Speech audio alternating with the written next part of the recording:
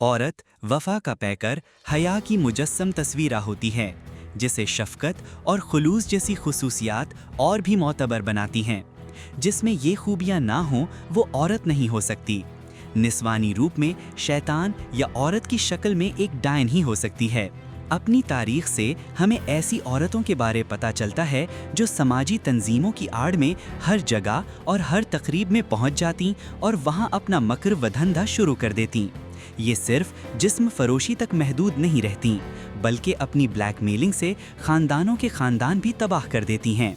यहाँ तक कि ये दुश्मन मुल्क के लिए जासूसी तक करती हैं, जो सबसे ज़्यादा बुरा, शर्मनाक और ख़तरनाक फेल है।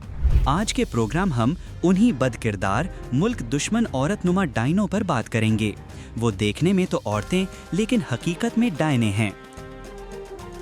दुनिया की कई रियासतों की बर्बादी का सबब जासूसी, गद्दारी और ब्लैकमेलिंग बनी। पाकिस्तान के बनते ही दुश्मनों ने इसको कमज़ोर करने की साजिशें शुरू कर दीं। इन साजिशों को बामकसद बनाने के लिए हिंदुस्तान और इंग्लिस्तान ने औरतों का खूब इस्तेमाल किया। इनमें अक़लीम अख्तर अल-मारूफ जनरल रानी और भोपाल से ताल्लुक़ रखने वाली मुसर्रत जहां अल-मारूफ बिबा कराची की रिहाइश पजीर, जो अपना तारुफ बेगम जूनागढ़ या शाह बेगम के नाम से भी करवाती, काबिल ज़िक्र हैं। आज भी अक़लीम अख्तर अल-मारूफ जनरल रानी और मुसर्रत जहां अल-मारूफ बिबा की दूसरी और तीसरी नस्ल पाकिस्तान मुखालिफ एजेंडे पर अमल पैरा है।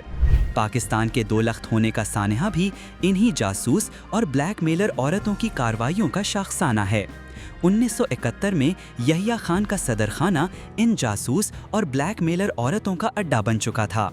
इन औरतों के रूप में छुपी शैतातीन ने हमारी फौजी क़यादत को ऐसी दवाइयाँ शराब में मिलाकर दी जिनसे उनके होश व हवास कायम न रहें और वो क़ुव्वत फ़ैसला खो बैठे।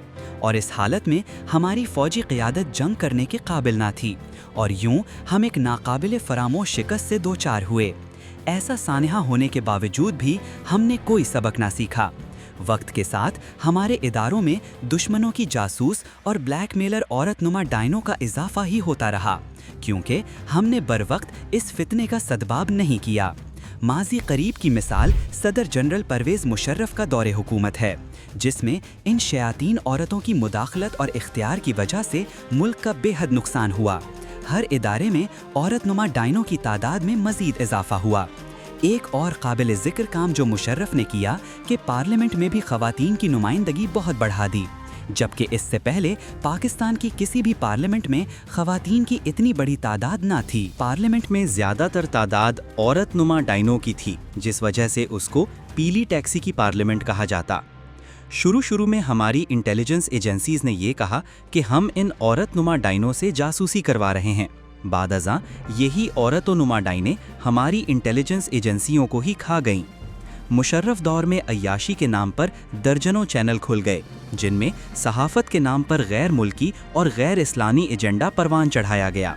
आज पूरी कौम जिस महंगाई को रो रही है, ये सब मुशर्रफ की पॉलिसियों का नतीजा है। मुशर्रफ के किए गुनाहों की सज़ा आज भी पूरी कौम भुगत रही है। हमारी पेट्रोल और बिजली की कंपनियां मुशर्रफ दौर में प्राइवेटाइज हुईं, जिसके पीछे ब्लैक वाटर की जासूस औरतें थीं, और ये भी सर्कुलेट डेड मुशर्रफ की पॉलिसियों का नतीजा। मुशर्रफ दौर में 100 से ज़्यादा जाली बिजली की कंपनियां बनाई गईं, जिन्होंने कभी बिजली बनाई ही नहीं, लेकिन फिर भी 25 साल से पूरी कौम पैसे भर रही हैं, जो कि हमारे नॉर्मल बिलों में हर महीने लग कर आ रहा है। इसके अलावा मुशर्रफ दौरे हुकूमत में हमारे तमाम खुफिया इदारों की तनसीबात की मालूमात मुल्क से बाहर गईं, जिसकी वजह से आज अमेरिका हमारी हर हरकत पर नज़र रखे हुए हैं। इसके अलावा शौकत अजीज़ के उल्टे सीधे कवानीन, जिसमें लड़की की 18 साल से कम उम्र शादी ना करने का कवानीन शामिल हैं, जो कि इस्लामी कवानीन के मुनाफी है।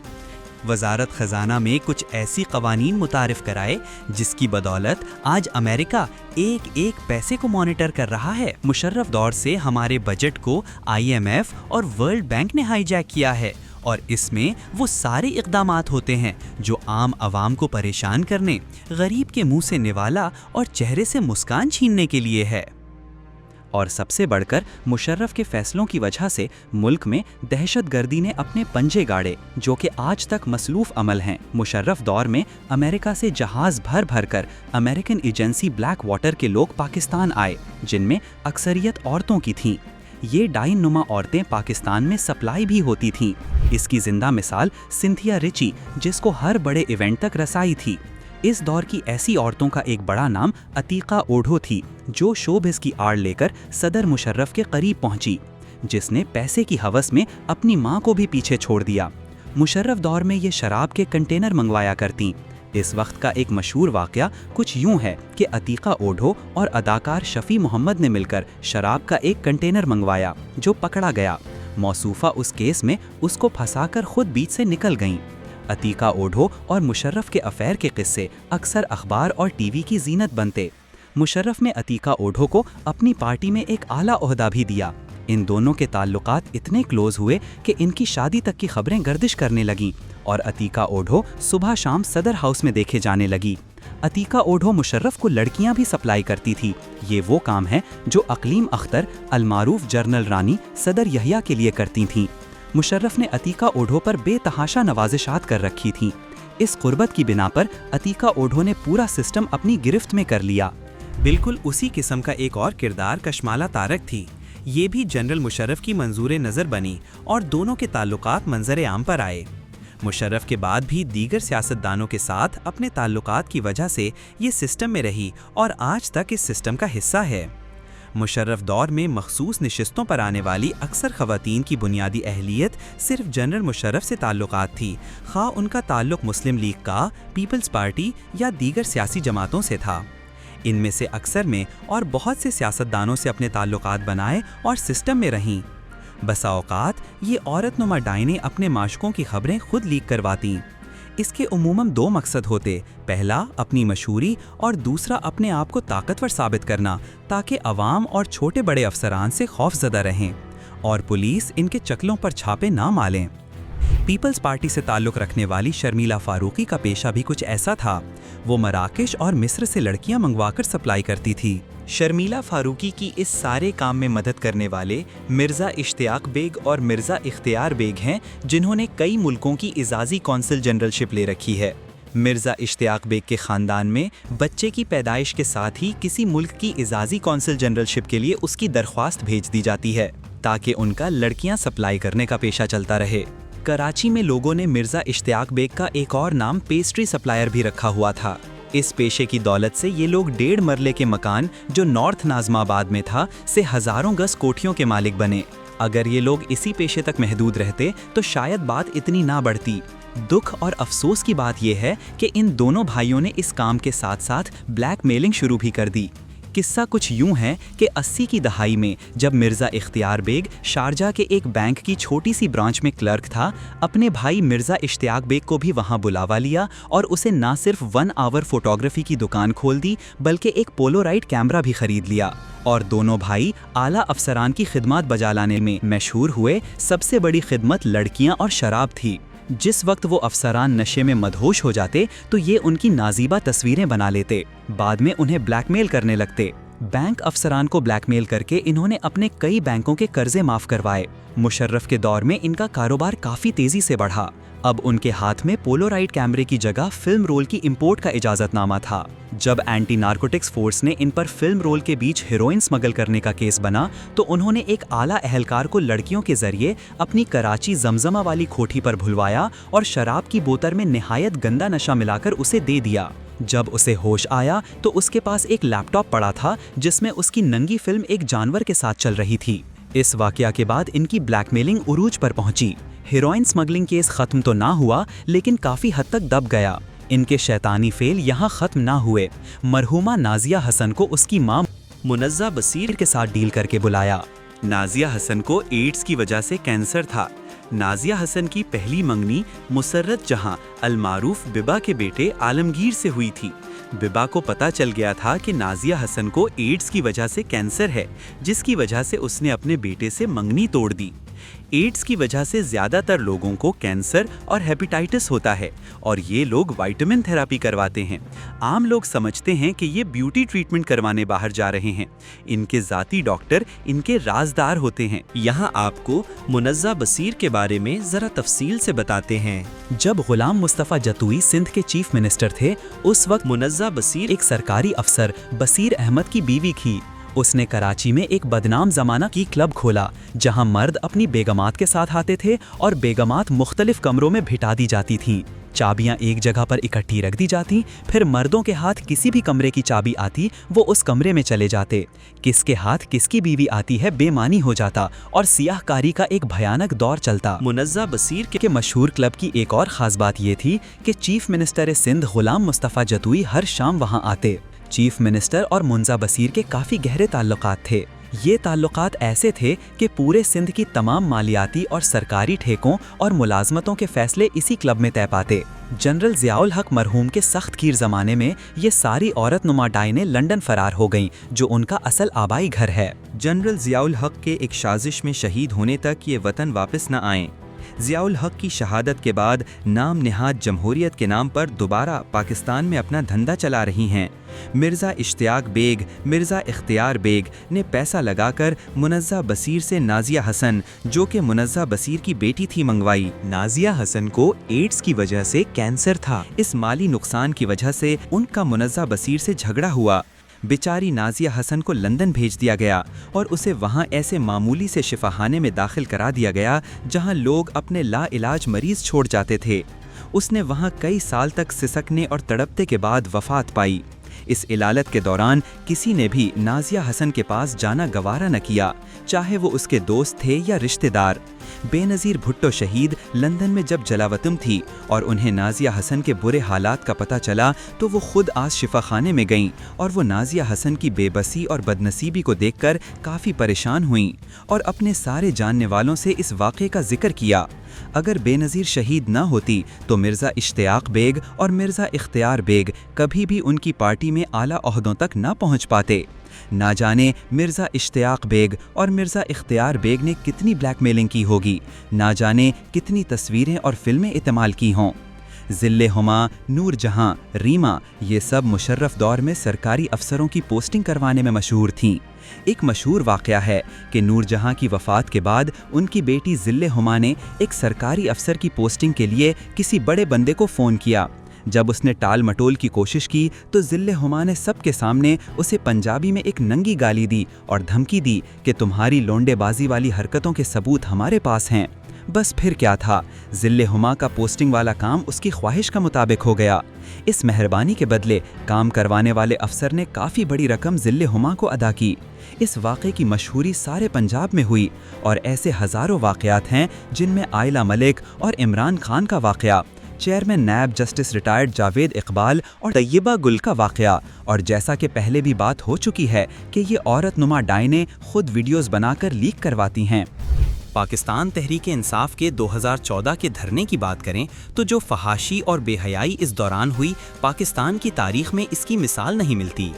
तहरीक इंसाफ हर जलसे जुलूस में औरतों की बड़ी तादाद में हाज़िरी इस बात की दलील है कि इस पार्टी में औरतों का कब्जा है, जिन्होंने मर्दों को अपने शिकंजे में कर रखा है, और इस पार्टी में ग्रुप सेक्स एक आम बात है, और इन सब के अगर टेस्ट किए जाएं तो बेशतर को एड्स लाहिक होगा। अगर आप 9 मई वाक़या पर नज़र डालें तो आपको GHQ और दूसरी हसास जगहों पर हमलों की सरपरस्ती करते हुई औरत नुमा डायनें यास्मीन राशिद, खदीजा शाह की शक्ल में दुश्मन के एजेंडे को पाया तकमील तक पहुंचाती नजर आएगी। ये हमने आपको बताया है कि इन शैतान की निस्वानी रूप वाली मखलूक का मकरूह दूसरा पहलू है, जो मर्द की इनके काबू में नहीं आते। ये औरत नुमा डायनें इन्हें हरासमेंट के केस में फंसाकर ऑफिस और घर वालों के सामने जलील करवा देती हैं, और फिर कशमाला तारिक जैसी घिनौनी शख्सियत अपने सरकारी और गैर सरकारी असर वसूख से उन्हें मुकम्मल मदद फराहम करती है। बदनाम ज़माना फहिश औरत नुमा डाइन ईमान मजारी जैसी उनके मुकदमे लड़ती हैं। आयला मलिक जैसी औरत नुमा डाइन उनके लिए जुलूस निकालती है। यूं शरीफ मर्द इनके ब्लैक मेलिंग के चंगल में आ जाते हैं, फिर उनसे मुल्क और कौम के खिलाफ काम करवाते हैं, अपनी मर्जी की तबादले करवाते हैं, और बहुत से मर्द खुद भी ऐसी औरतों को अपनी अय्याशियों के लिए इस्तेमाल कर रहे हैं और बैरून मुल्क दौरों पर इन औरतों को साथ ले जाते हैं। अय्याशी की आड़ में वो मुल्की राज बाहर देने जाती हैं और ये अफसरान समझते हैं कि वो उन्हें अपनी अय्याशी के लिए लेकर जा रही हैं। दर हकीकत ये औरतें इनसे खुफिया मालूमात निकालकर किसी दुश्मन मुल्क के साथ इसका तबादला करती हैं।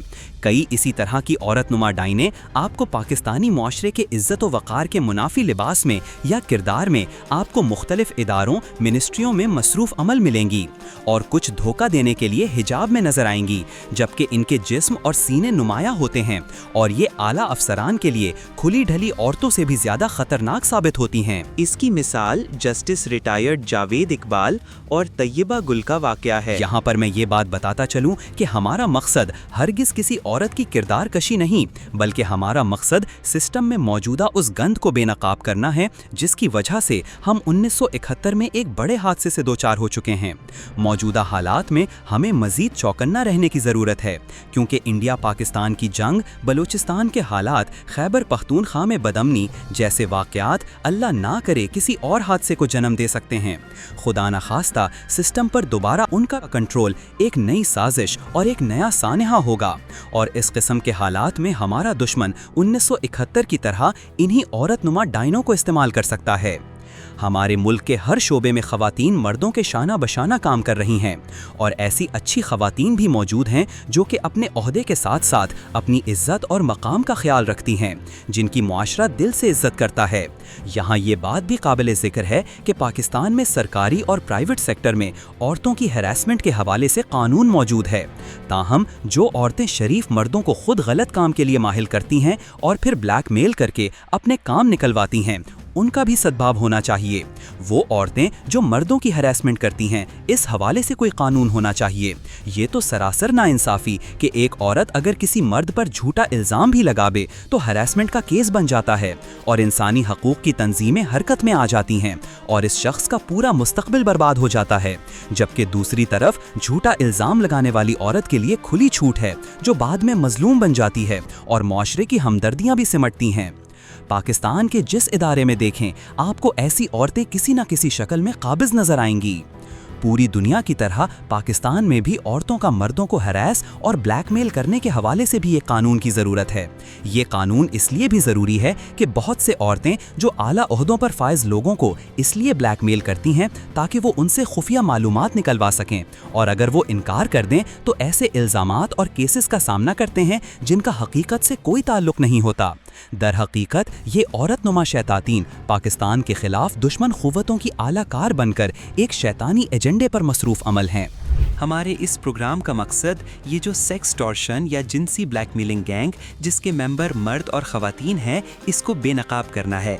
ये गैंग जनरल अयूब खान के दौर से मसरूफ़ अमल है और इनका निशाना ख़ासकर सरकारी अफसर, फ़ौजी और आला सियासतदान होते हैं। ये पाकिस्तान का सबसे पुराना सेक्स टॉर्शन गैंग है जिसका नाम हम आपको नहीं बता रहे, सिर्फ सरकर्दा मेंबरान का जिक्र कर रहे हैं। इस गैंग की फंडिंग मंशियात या शराब फरोशी से होती है, बाकी जराइम, कब्ज़ा माफिया वगैरह उनके दाएं हाथ का खेल है। ये किसी ईमानदार SHO को अपने इलाके के करीब से भी नहीं गुजरने देते, और इस गैंग जिसके बारे में हम इशारा कर रहे हैं उनका डायरेक्ट ताल्लुक भारतीय एजेंसी रॉ और ब्रिटिश एजेंसी MI6 से है। इस गैंग की मिसाल मुनज़्ज़ा बसीर हैं जिसका ताल्लुक भारतीय एजेंसी रॉ और ब्रिटिश एजेंसी MI6 से है, जिसकी बदौलत उसकी बेटी नाजिया हसन का गाना लंदन में रिकॉर्ड हुआ और इंडिया में रिलीज़ हुआ, और इक़लीम अख्तर, अल मारूफ जनरल रानी का नवासा अदनान समी आज भी इंडिया में रिहाइश पजीर हैं।